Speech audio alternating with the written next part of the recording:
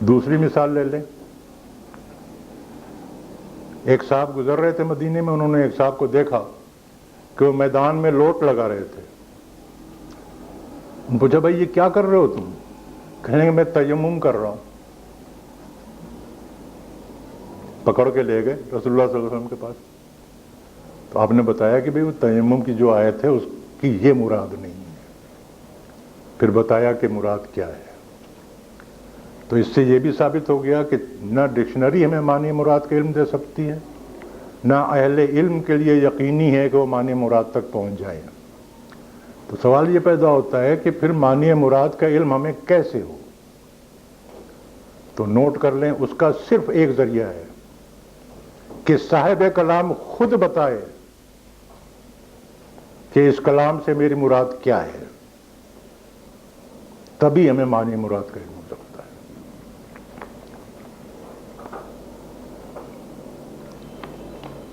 اب یہ بات تو یقینی ہے کہ قرآن مجید اللہ کا کلام ہے. تو سوال یہ ہے کہ کیا اللہ تعالیٰ نے معنی مراد بتائے تھے؟ بالکل بتائے تھے.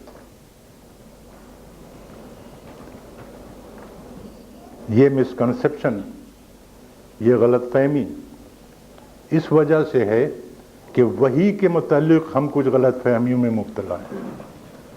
تو پہلے اس غلط فہمی کو دور کر لیں کہ وحی کے کیا معنی ہیں، کیا مراد ہے، اس کی کتنی قسمیں ہیں، کتنے طریقے ہیں.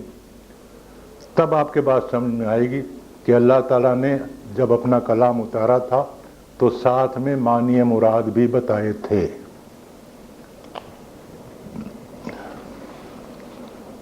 سورہ شورى کی آیت نمبر 51، اس میں اللہ تعالیٰ نے ہمیں بتایا ہے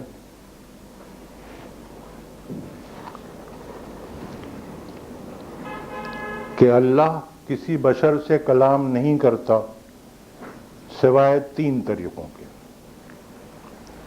ایک طریقہ یہ ہے کہ وحی بھیجے، اور اس وحی میں الہام، القاء، خواب، یہ چیزیں شامل ہیں. دوسرا طریقہ اس آیت میں یہ بتایا ہے کہ پردے کے پیچھے سے اللہ تعالیٰ خود کلام کرے.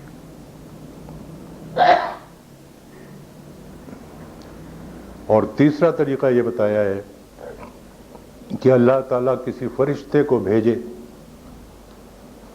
جو بشر کو اللہ کا پیغام پہنچائے. یہ جو تیسرا طریقہ ہے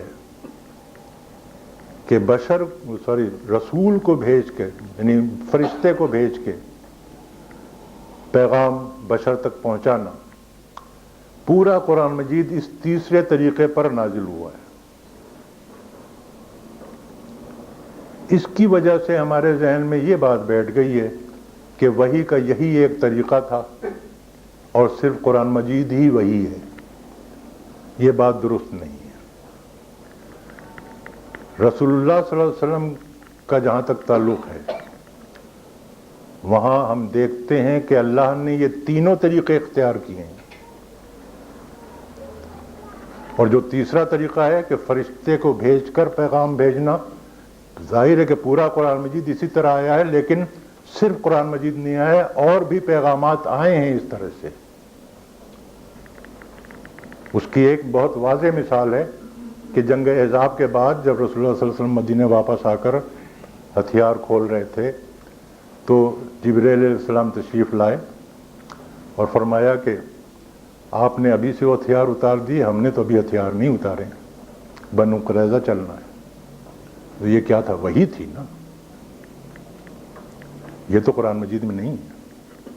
اس طرح آپ سیرت پہ اس اینگل سے جب سیرت کا مطالعہ کریں تو آپ کو بے شمار واقعات ملیں گے کہ اللہ نے جبرائیل علیہ السلام کے ساتھ پیغام بھیجا ہے جو کہ قرآن مجید کا حصہ نہیں ہے.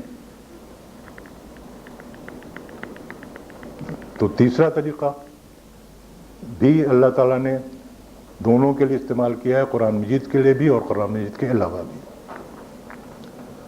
جہاں تک دوسرا طریقہ ہے پردے کے پیچھے سے کلام کرنا، وہ بھی رسول اللہ صلی اللہ علیہ وسلم کے ساتھ اللہ نے کلام کیا ہے۔ ہم نماز میں پڑھتے ہیں التحیات للہ والصلوات والطیبات، یہ کیا ہے؟ یہ شب معراج میں رسول اللہ صلی اللہ علیہ وسلم کا خطاب ہے اللہ تعالیٰ سے، التحیات للہ والصلوات والطیبات۔ اس کے جواب میں شب معراج نے اللہ تعالیٰ نے جو فرمایا تھا السلام علیکم ایھا النبی ورحمۃ اللہ وبرکاتہ، یہ ہم التحیات میں پڑھتے ہیں، یہ اللہ کا خطاب ہے رسول اللہ صلی اللہ علیہ وسلم سے، اور ظاہر کے پیچھے سے، پردے کے پیچھے سے ہے۔ اس کے جواب میں پھر رسول اللہ صلی اللہ علیہ وسلم نے کہا تھا والسلام علینا وعلی عباد اللہ الصالحین۔ یہ پورا مکالمہ جو شب معراج میں ہوا تھا یہ ہم التحیات میں روزانہ دہراتے ہیں، اور یہ مکالمہ اللہ تعالیٰ اور رسول اللہ صلی اللہ علیہ وسلم کے درمیان جو ہوا تھا پردے کے بیچ میں حائل تھا پردہ۔ اس کے علاوہ بھی شب معراج میں اور بھی کلام ہوئے ہیں، اور وہ براہ راست کلام ہوئے ہیں، یعنی پردے کے پیچھے سے، کوئی فرشتہ بیچ میں انوالو نہیں تھا۔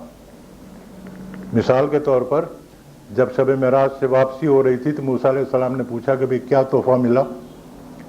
تو رسول اللہ صلی اللہ علیہ وسلم نے فرمایا کہ ایک تو وہ سورہ بقرہ کی آخری آیاتیں ربنا ان نسینا او اخطانا، اور 50 وقت کی نمازیں۔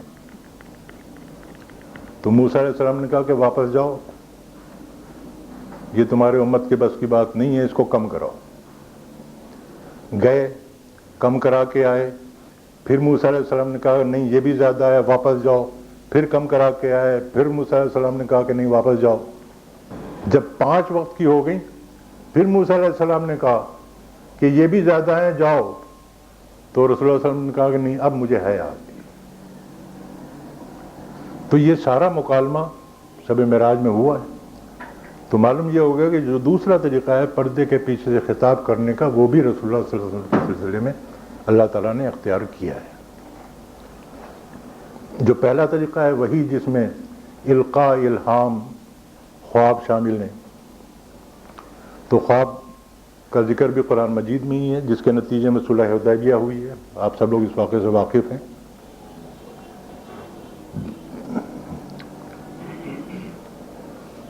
القاء اور الہام، کیا اس ذریعے سے بھی، یعنی نہ تو اللہ تعالیٰ پردے کے پیچھے سے کلام کرتا ہے، نہ کسی فرشتے کے ذریعے پیغام بھیجتا ہے، بلکہ اپنی بات ان کے دل اور دماغ میں خود ہی ڈال دیتا ہے۔ اس کو کہتے ہیں القاء و الہام۔ کیا اس کے ذریعے بھی رسول اللہ صلی اللہ علیہ وسلم کو ہدایت ملی ہیں؟